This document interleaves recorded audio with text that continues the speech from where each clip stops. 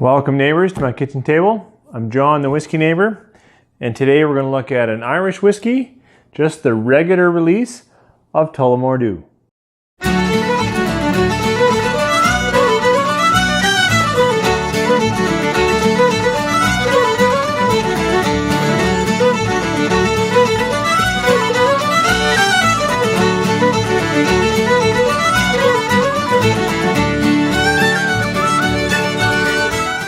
Well, thanks for joining me here, and it's been a while since I reviewed a whiskey, and I thought,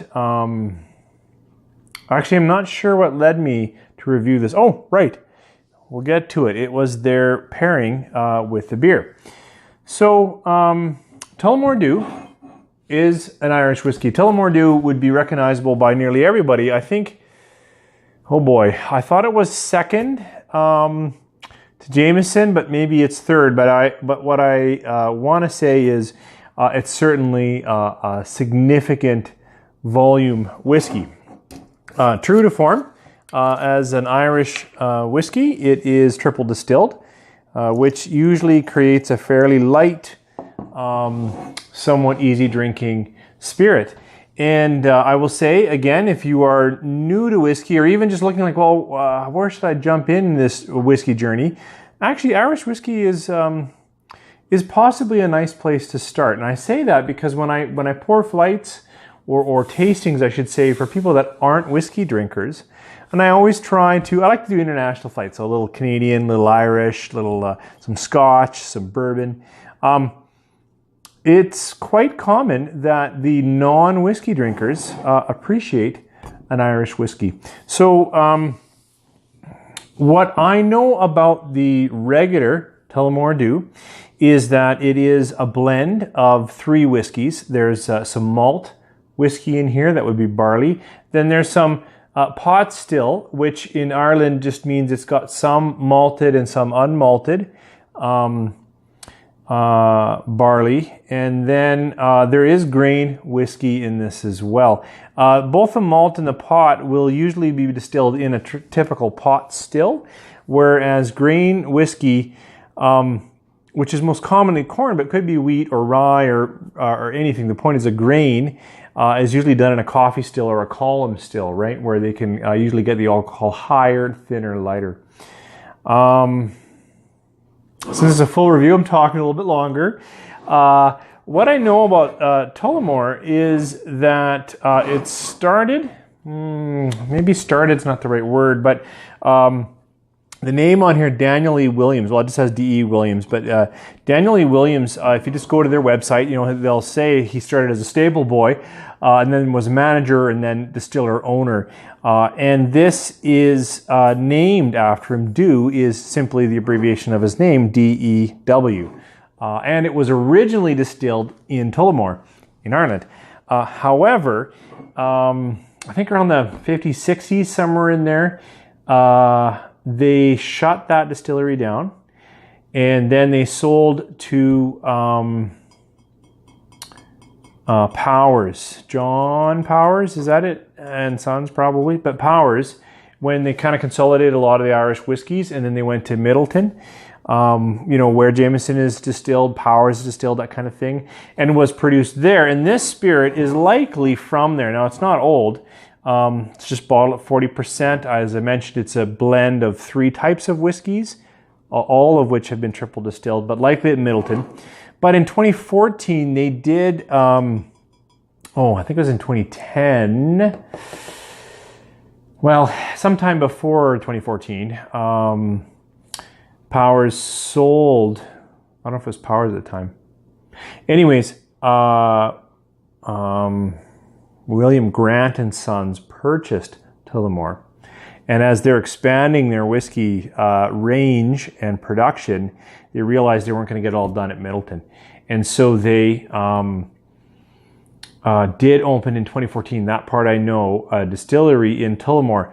However, like, it's 2018 right now, it's 4 years. This probably isn't much older than that, to be honest, but I still feel like this spirit is coming from Middleton, that we haven't really tasted what's being put away in Tullamore. Anyways, that was quite the history lesson. Irish whiskey, Tullamore Dew, just the original bottling, bottled at 40%. So I find,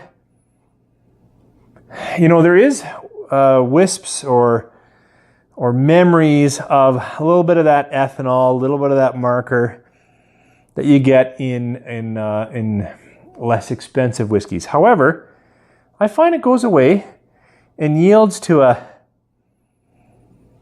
light, sprightly nose. Kind of a splash between some orchard fruits, maybe apple, and some zesty things, some lemon or citrus. But yet there's right away a hint of a little bit of caramel, or honey. Well, maybe caramel. So, yeah, an okay nose. It does hint at being young. Let's see how it tastes.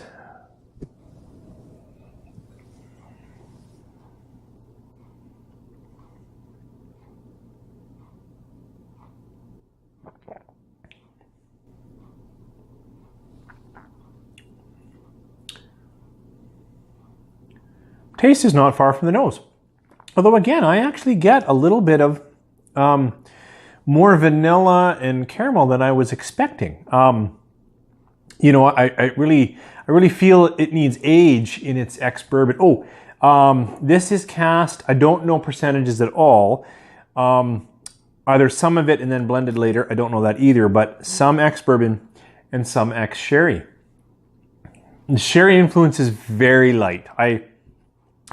I've read that it's in ex-sherry, some of it, but it doesn't come across as a sherried whiskey in the sense of red fruits.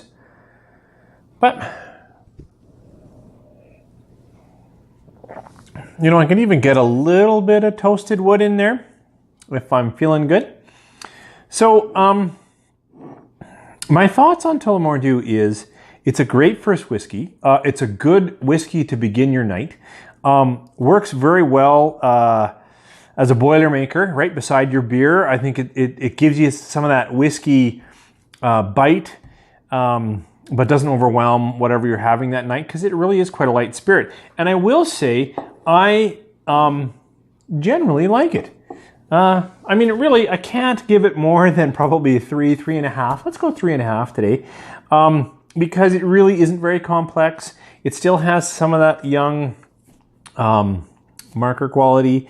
But I happen to know in Canada where it's regularly stocked here for $22. I don't know what that is in the States, 15 or so, 18 maybe. And at that price, it's just great. Because I said it's a great begin your night whiskey. It's a great, I even just like it sometimes when I'm not feeling like I want to dig into my whiskey. I just want to pour a little sip, and I actually can get, as I said, some fruits, some citrus, some vanilla, light caramel, bit of wood.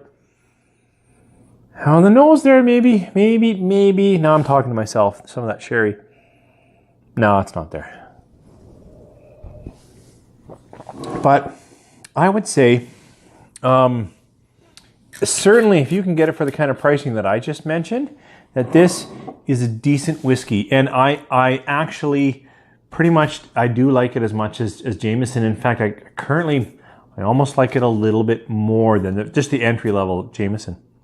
But the reason why I wanted to review it is because actually in summer, it's been a bit warm, I tend to drink a little bit more beer than whiskey. And I actually found this, and I'm sure you've heard of it, but Innis Gunn, Scottish Brewing Company, finishes a lot of their malt in different casking. And in this case, they have a relationship with Tullamore. And as it says here, it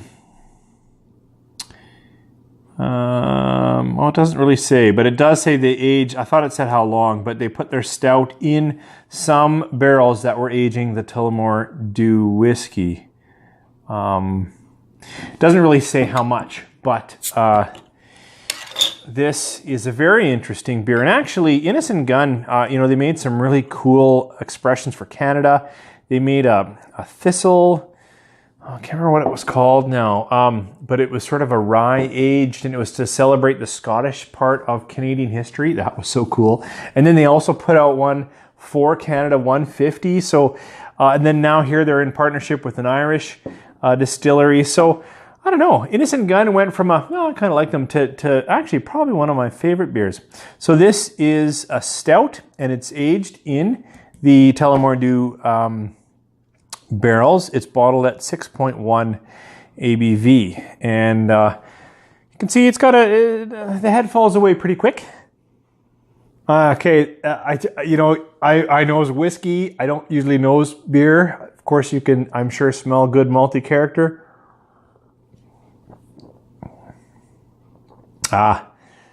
What a nice chocolatey stout. Can I taste whiskey on it?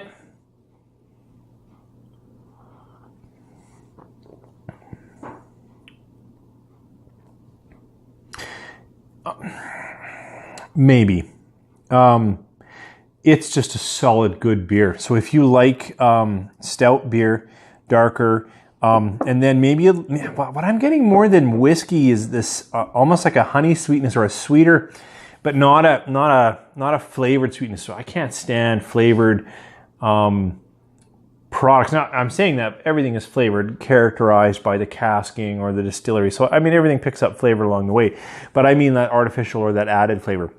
And here I feel I should have poured some of the regular Innis Gunn. I do like this a little more than the regular Innis Gunn and some of the other barrels they've been having lately. There was a rum barrel one and whatever. This actually is one of my favorite beers they've put out, and makes a great story.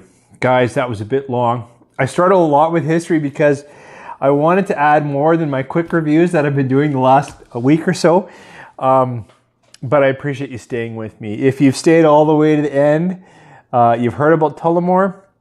For an entrance level, triple distilled, quite, smooth character, little bit of, I just find it a very drinkable whiskey, and if you can find it at the prices that I mentioned, pick it up. 3.5 stars. I don't rate beers because I just enjoy them. But if you like dark stouts, I would say this is a really nice chocolatey. I keep smelling it like whiskey. Creamy, a little bit sweet. It's a good day here in the neighborhood. Thanks for joining me. If you like the channel, why not subscribe? If you like the video, thumb it up. If you don't, well, let me know that too. And as always, if I've made a mistake, please let me know in a good-natured way, because really, I don't rehearse and I don't script. I like to think of this as a conversation about a spirit that I enjoy, which is whiskey. You guys take care. Have a good day. Bye.